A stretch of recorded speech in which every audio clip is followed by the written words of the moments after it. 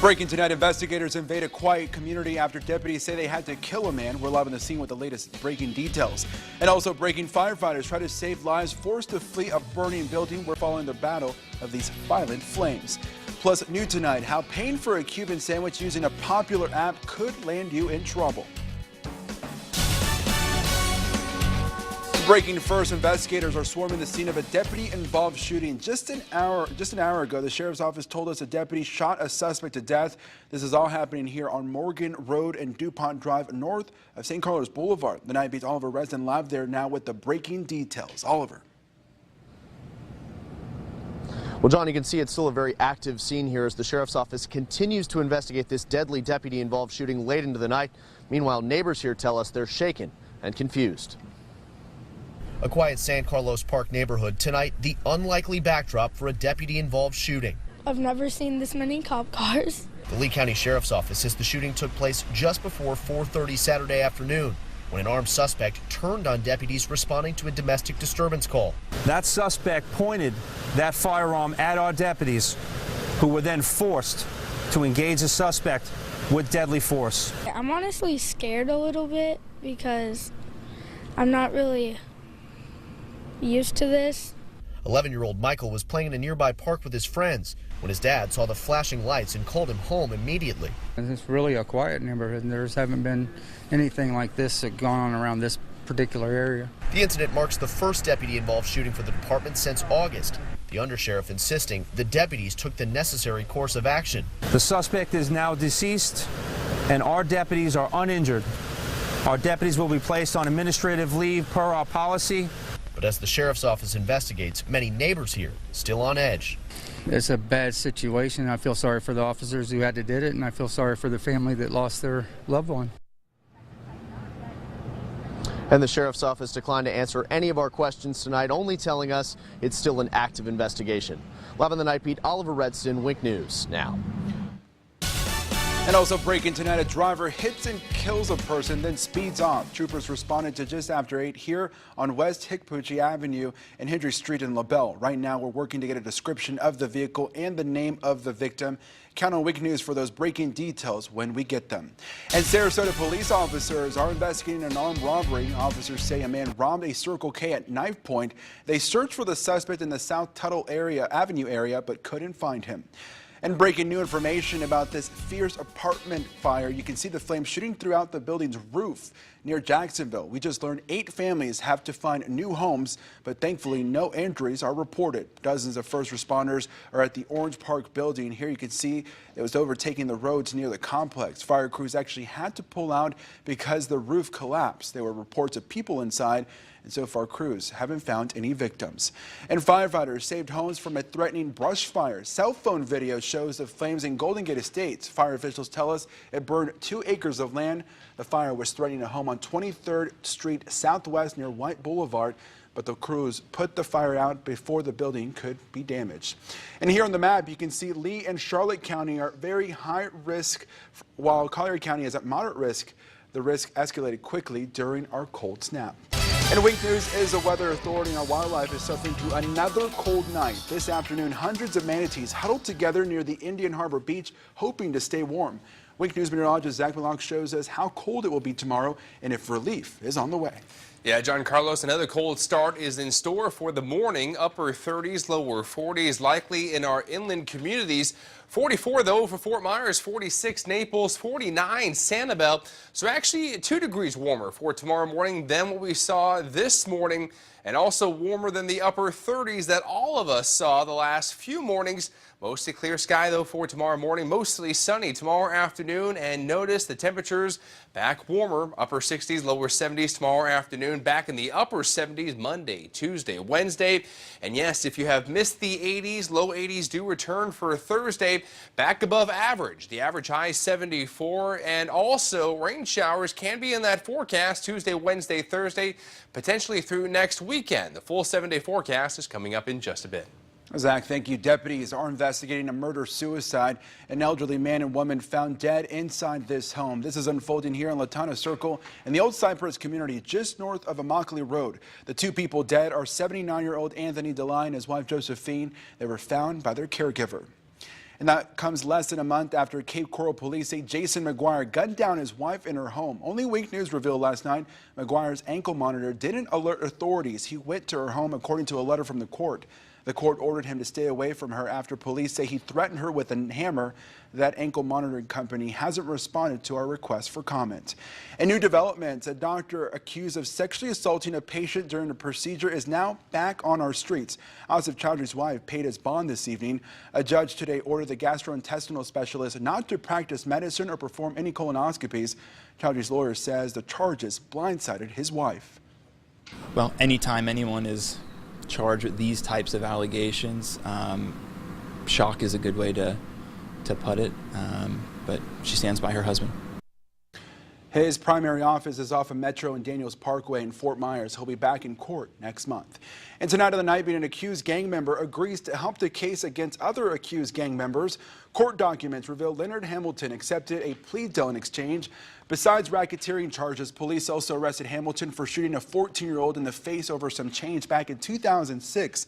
Now, you might remember law enforcement arrested 21 accused Lake Boys members on RICO charges last January. And caught on camera, a car lot fire stops traffic on a busy Fort Myers road. This was the scene just a few hours ago along Palm Beach Boulevard. Firefighters put it out in a matter of minutes. No word yet on what caused this fire.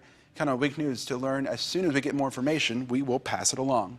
And President Donald Trump goes on the defensive. Trump says his track record proves he is a stable genius despite accusations in the book Fire and Fury, claiming he is mentally unfit for office. He fired off a series of tweets this morning blasting the author Michael Wolff.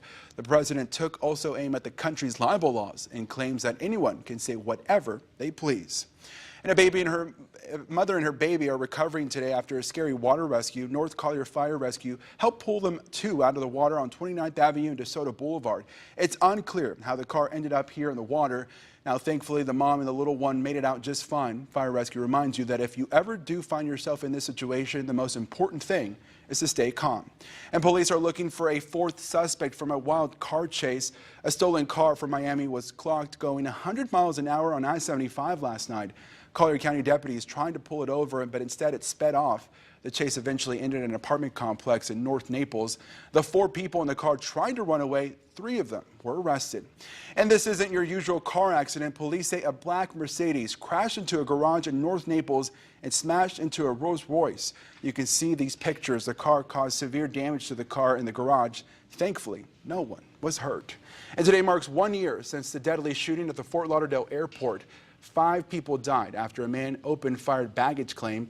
This video shows the chaotic scene following that shooting.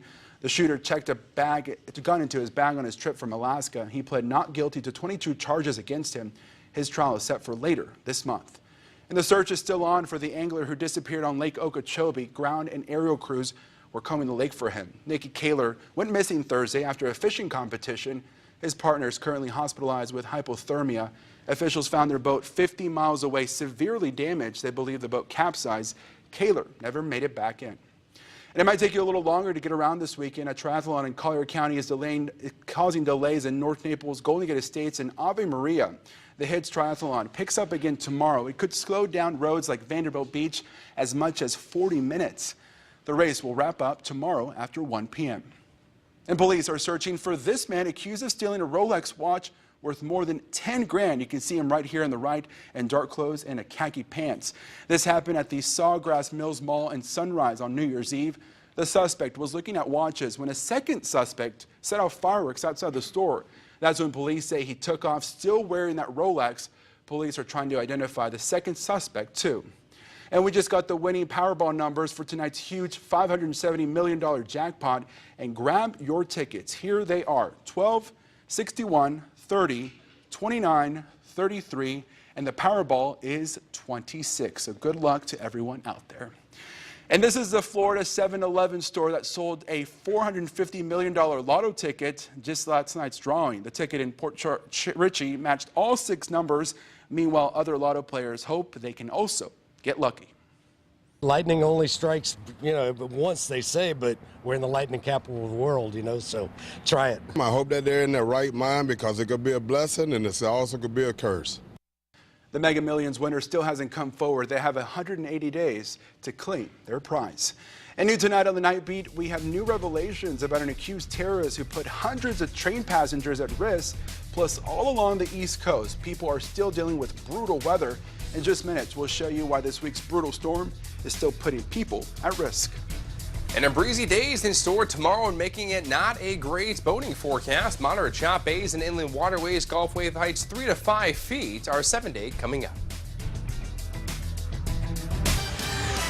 News is the Weather Authority right now, brutal temperatures are affecting the East Coast. The severe conditions are impacting the cleanup and emergency efforts after yesterday's massive snowstorm. Wink News reporter Laura Podesta has the latest on how our neighbors to the north are dealing with a hard winter. The snow has stopped falling, but temperatures haven't. Single digits are gripping much of the East Coast as people dig out from Thursday's snowstorm. I got my heaviest coat on here, hat, gloves, everything. In Boston, wind intensified the brutal cold, almost knocking people over. And some parts of Massachusetts are still dealing with flooding after powerful 15-foot waves crashed over the seawall, slamming ice and debris against homes. Today is truly a sad day for Philadelphia. A firefighter died and 2 others were injured while battling flames in this row house in North Philadelphia. We've all been here for over 16 hours. Palpable frustration at airports like New York's John F. Kennedy.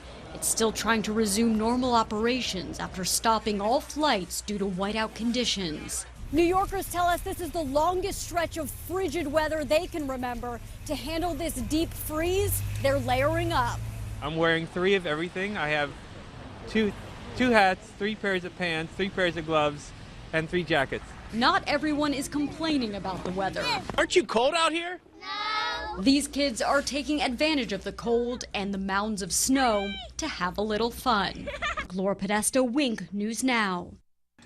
And the sub-freezing temperatures are expected to last into early next week up north. Now here, it's also been cold. Yeah, it's been very cold. This morning we were in the low 40s. The last 2 mornings, John Carlos, we were actually in the upper 30s. Definitely could feel it. And the last time we had upper 30s back-to-back mornings, actually 6 years ago, January 4th and 5th, also the 4th and 5th in 2012. So it has been quite some time since we have been this cold. Luckily, a warm-up is on the way. Today's high temperatures, though, we're still on the cooler side. Notice the 66 in Fort Myers, 61 in Tampa, 68 Key West. So it has been cool and cold for all of us. And we actually get acclimated to the warmer weather here in Southwest Florida, where we have afternoon temperatures in the upper 50s and lower 60s. It actually feels rather chilly. I know we feel bad for our friends to the north. And if you are visiting here for the winter months, you may be saying 60s not too cool or cold. But if you live here all year round like I do, it is actually a little chilly when the afternoon temperatures are in the upper 50s and lower 60s. Luckily, things are warming up. Not for tonight, though. Mostly clear, cold. Temperatures still back in the 40s and even upper 30s overnight tonight in a few of our inland communities. That northeast breeze 5 to 10 miles per hour. Notice the temperatures right now. Mid-40s inland, 45 Palmdale, Lehigh Acres, 43 in Arcadia and Port Charlotte, 50. Cape Coral still in the upper 40s right along the immediate coastline. So it is warmer along the coastline as well as near our communities around Lake Okeechobee because those bodies of water are actually still sitting in the upper 50s in terms of those temperatures. So it is still warm in the water, warmer in the water, I should say, not too warm, but that actually has an impact on air temperatures of those areas right along those bodies of water. Now, a warm-up is on the way. Notice the green and the yellow, the warm colors actually coming our way for Monday. The warm air is back with us Monday, Tuesday, Wednesday, and even Thursday with high temperatures back in the upper 70s and also potentially even the lower 80s. So it is going to be slightly warmer over the next 5 to 6 days. And then our next cold front is ramping up and will be coming our way Friday overnight into Saturday. And that's when we notice another slight cool down, though not looking as strong as the last cold front we saw, which issued in those 30s. So hopefully not as strong nor as cold. But still, our next cold front is just a week away. So enjoy the warm air while we have it. Maybe in a week, we'll be back on the cool and cold side once again. Tomorrow morning, the last cold morning for the next 7 days, upper 30s, lower 40s. 49 for Sanibel, though, 46. Naples, 48, Marco Island. Again, warmer along the coast because of that warm body of water. The Gulf of Mexico's temperature is still sitting in the upper 50s. Upper 30s, though, inland. Lehigh Acres, Immokalee at 38, LaBelle at 39. Now the afternoon back on the warmer side, finally in the lower 70s. We actually had 70s the first day of 2018, and then it has been cooler than that, so finally warming back up closer to average. And we creep back above average for your Monday, Tuesday, Wednesday, Thursday. Notice the temperatures back in the upper 70s. Yes, 80 for your Thursday. A few rain showers do come our way, though, Tuesday, Wednesday, Thursday, and also Friday. Again, Friday is the day of that stronger cold front coming our way. Rain showers breezy through the afternoon, making it slightly cooler for your Saturday and next weekend. Well, Zach, thank you. If you still have debris left over from Irma, the window to get rid of it is about to close. The last 2 Lee County debris drop-offs close tomorrow at 5. After that, you can leave it on your curb or normal collection. Lee County says they spent nearly $40 million on collecting more than 1.6 million cubic yards of debris since the storm. And if you're still looking to put your home back together after Irma, FEMA can still help. They're on hand at the Lee County Home Remodeling Show this weekend at the Lee Civic Center. They're offering advice and help for homeowners impacted by the hurricane. The home show continues tomorrow from 11 in the morning until 4 in the afternoon. And a famous family is mourning today after losing one of its stars. Jerry Van Dyke died yesterday afternoon at his Arkansas ranch. His wife says he never fully recovered from a car accident 2 years ago. The Van Dyke brother made his acting debut on his brother's show, The Dick Van Dyke Show, in the 1960s. He performed stand-up at military bases around the world, and he found fame later in life in the 90s sitcom Coach. He was 86. And one of the first ever men to set foot on the moon has died. Astronaut John Young passed away last night in his Houston home. He was 87 years old. Young was the 9th man to walk on the moon. He was also the first person to fly in space 6 times. The astronaut grew up in Orlando. His flight experience spanned 50 years. And all new tonight, the best canines in all of Southwest Florida went head-to-head, as you see right there. Cape Coral hosted the first ever Gulf Coast Police Canine Competition. The police dogs and their handlers met at Sunsplash Family Water Park. You can see Officer Clapp and Bain from the Cape Coral Police Department strut their stuff right there. They came in 5th place on the obstacle course. The winners today were Officer Nilsson and Canine Bronson from the Sarasota Police Department on the obstacle course. Hendry County's Deputy Kearns is a proud handler of the hardest-hitting canine, Rugger. But the impressive Rugger didn't stop there. He also won fastest canine. So congratulations. And I hope you guys are extra hungry because we've got an extra helping of home cooking coming out of Alico tonight. Watch FGCU men and women's basketball open ASUN conference play. That's right after the break with your local sports. Now, from Southwest Florida's news leader, this is Wink News at 11. First, at 11:30, this 26-year-old man is accused of trying to derail an Amtrak train, putting 175 passengers at risk. And tonight, we're learning more details about Taylor Wilson. As Wink News reporter Chris Van Cleve tells us, it appears the Missouri man has ties to white supremacist groups. It was the middle of the night, in the middle of nowhere, Nebraska, 200 miles from Omaha, when 26-year-old Taylor Wilson allegedly pulled the emergency brake on Amtrak's California Zephyr train traveling between Sacramento and Chicago. There were 175 passengers on board last October when the train abruptly stopped. Amtrak employees restrained Wilson for an hour until the closest sheriff's deputy could arrive. Wilson had a handgun, ammunition, a mask, knife, scissors, and a tape measure. The FBI now believes he may have been planning a larger attack and is facing terror-related charges for allegedly attempting to wreck, derail, and disable the train. Wilson's cousin told investigators the suspect had expressed an interest in killing black people. The indicators are this person was a ticking bomb. We just don't know in what direction he was going to explode. Ron Hosko is a former deputy director of the FBI. This easy access to a sensitive area of the train is very troubling. You would think that you would make it very difficult to access what is essentially the cockpit of the train. It should be akin to the cockpit of a plane, that there are barriers, there are barricades, there are hardened entryways that only a very few people can have access to, whether key or some other access code. His cousin told the FBI Wilson attended the Unite the Right rally in Charlottesville where the alt-right clashed with counter-protesters. White supremacist materials were found on Wilson's phone, and when officers searched his Missouri home, they found a hidden closet with a stockpile of ammunition. His family later turned over a bulletproof vest and 15 firearms belonging to Wilson, one modified to be fully automatic. That was Chris Van Cleve reporting. Amtrak declined to comment on the incident. Wilson's attorney says his client plans to plead not guilty. And right now, passengers are stuck in airports across the country. These are images from New York's JFK Airport. The airport says they're working to handle the backlog of flights after Thursday's winter storm. A Delta passenger took this video as he was landing at JFK yesterday. You can still see the track white with snow. Some passengers are complaining, saying they don't have enough information on their flights. I've lived in New York for most of my life, and I've never had anything like this. I've had delays, I've had canceled flights, but I've been here since 11 p.m. I think there's a law you're not allowed to be in the tarmac for more than 4 hours in international flights anyway, but it's awful. I've never seen anything like this. It makes me not want to fly anywhere, and definitely not at JFK. Other passengers say they've been stuck on aircrafts with no food or water. And here at Southwest Florida, international flights are on track. Let's give you a live look at the airport's departure board. As of this moment, only one flight is delayed and 4 were moved back.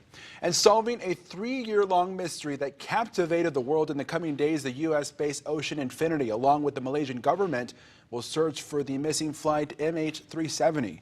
A spokesperson for Ocean Infinity says the vessel's seabed constructor has been moved towards the expected search zone. The Malaysian airline 370 flight disappeared on March 8, 2014. There were 227 passengers and 12 crew members on board. And take a look at this massive fire. Firefighters battled the blaze in Rhode Island early this morning. 2 of them were trapped on the 2nd floor for 20 minutes. Thankfully, both only had minor injuries. Several streets were blocked out as the crews battled the blaze. It's estimated 100 firefighters and over 24 pieces of equipment were on scene. It took a while. It took about 5 hours to get it under control and taken care of. 22 neighbors are impacted by the fire. No word on what caused it. And 2 small children lost their lives after a trip to the dentist. One of them, a 4-year-old girl. Now her mother is going to court against the dentist's office. Wink News reporter Osun Wasu says that shows us why this mother says she's fighting to save young lives. They took half of my heart. They took something from me that never come back. A family grief-stricken, baffled as to how their bright little girl, so full of life, ended up dead after a routine trip to the dentist. She had cavities and she had a dental abscess. In January of 2016, Francisca Lares took her 4-year-old daughter Lizeth to Cool Smiles on West 24th Street in Yuma. One day later, they were back in the office. The mom called back reporting signs of fever from her daughter. Dentist looked at the child, did, in our view, a relatively cursory exam, sent her home, told mom, essentially, there's nothing to worry about, you'll be fine. Unfortunately, the infection spread, and she died of infection. Attorneys preparing their case against Cool Smiles say Lizette could have survived the infection had Cool Smiles given her the proper treatment. The allegation in our case is that the dentist at Cool Smiles didn't comply with the standard of care. This week, 2-year-old Zion Gastelum was laid to rest after a visit to the same dentist, Cool Smiles on West 24th Street in Yuma. Zion's family telling ABC 15 exclusively the toddler went in for a crown and filling 3 weeks ago. At some point, Zion stopped breathing, passing away 4 days later. Officials say the manner and cause of Zion's death is still under investigation. Meanwhile, Lizette Lazar's family prepares for the legal battle against Cool Smiles. Her mother says the real reason why she's going to court is to save other kids. And new right now, small businesses are going cashless. According to the New York Times, debit and credit cards are the most popular payment methods in the United States. And just last year, Visa offered restaurants $10,000 if they stop accepting cash. Even without the incentive, some business owners says it's just more convenient for them. Losses in terms of counterfeit monies or even employee theft. But one Chicago city official is fighting the change. Ed Burke is pushing for an ordinance to stop businesses from going cashless, saying it's not fair to customers who can't get credit cards. And telling your friend you'll pay them back for a Cuban sandwich on Venmo could get you in trouble. Venmo is flagging transactions with vague mentions of potentially illegal activity like sending money to banned countries. Last year, the Trump administration hardened the economic embargo against Cuba. According to the Miami Herald, users who have used the words Cuba or Havana have had their transactions frozen and get an email from the company asking for a complete and detailed explanation. And becoming more active is one of our most common New Year's resolutions. A lot of us are turning to technology to make sure we achieve our fitness goal, but there are so many now on the market, it's hard to choose which one is best for you. The Nightbeat's Vanessa Orellana shows you the options. Fitness trackers can be great allies for getting in shape, no matter what your needs and what your budget. If you're just starting out on your fitness journey and don't want to spend much, the Xiaomi Mi Band 2 is a great fit. It tracks all the metrics you need, like steps, calories, and distance. It's splash-proof, and it monitors heart rate for $35. Once you're ready to kick weight loss into full gear, the Fitbit Alta HR will help you get there. It automatically detects certain exercises like biking and running, displays text messages and other phone notifications, and it's customizable. And if you want a fitness tracker that does it all, and you're willing to spend more, the Apple Watch Series 3 is an ideal companion, and you can even take it for a swim. Best of all, forget about your phone. The Series 3 has cellular, which means you can make calls, answer texts, stream music, or order an Uber right from your wrist. O.J. Simpson is threatening to sue the Cosmopolitan Casino in Las Vegas. Simpson's attorney says casino staff acted with malice and racial prejudice towards Simpson. Cosmo's staffers are accused of falsely claiming Simpson was banned because he was drunk and disruptive. The incident allegedly happened shortly after Simpson was released from prison in November. And a man jumps into an icy pond. Why he braved the cold with just a kayak and a harness. Coming up on the Nightbeat. Plus, a new program is saving dogs in animal shelters slated to be put down. In just minutes, we'll show you how it's not just the pups and their new families we're benefiting. And temperatures are now on the cold side, and that breeze is actually making them feel even colder. In fact, 4 to 5 degrees colder right now in Fort Myers. What's in store for your Sunday forecast is coming up. A new beginning for both dogs and men. This is Tiva. She was just released from a men's correctional center. Now you may be asking yourself, what is a dog doing behind bars? Well, it's all part of a program to give dogs like Tiva a second chance at life. And as Wink News reporter Micah Hatfield shows us, it's also changing inmates' lives as well. Here you go home. Tiva broke out of the Dick Connor Correctional Center today after 12 weeks behind bars. It's a piece of me that's leaving. You know, I put a lot of work into her. Sometimes 6 and 8 hours hard a day. The pup, once abandoned, starving, and days away from being euthanized, spent her time in lockup sharing a cell with Marvin Poindexter, a man sentenced to 2 life sentences for manslaughter and drug charges. They sleep right there with me pretty much, so it's an everyday thing. It's nonstop training. That training is part of a program that gives a group of prisoners the chance to train dogs that no one else seemed to want, so they can find a home and a family to love them. As valuable as this program has been for the dogs, saving them from being euthanized, it's been equally, if not more valuable for the inmates. The guys have something to care about and something to work for every day. You know, and it takes a lot of the prison out of it. It changes people on the inside. Poindexter says Tiva has given him a sense of home. But today, the two said their final goodbyes. The dogs and their trainers graduated from the program.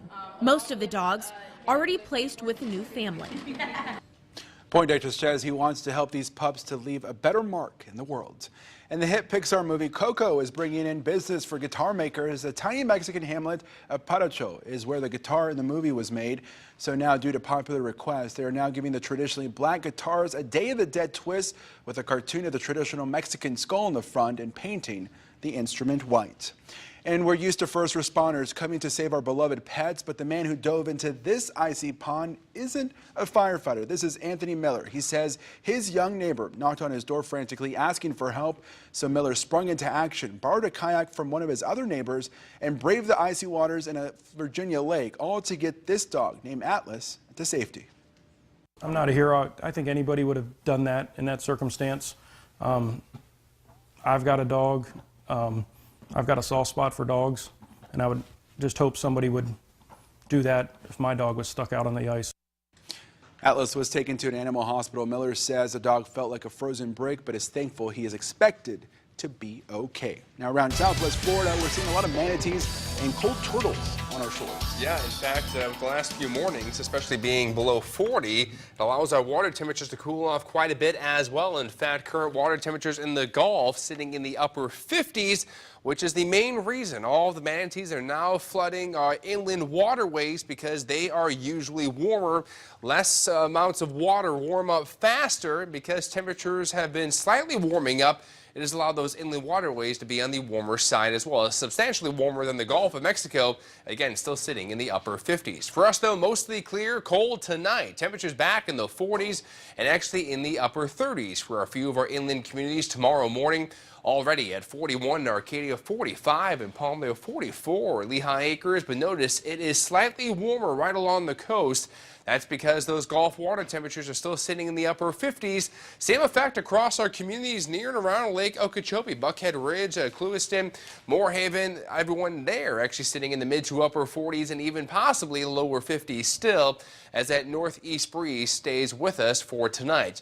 Now a warm-up is on the way. Notice the warmer color is actually coming closer to southwest Florida. By Monday afternoon, we're back in the upper 70s, and notice the color really is not changing for Tuesday, Wednesday, and Thursday, so it is going to remain on the warmer side.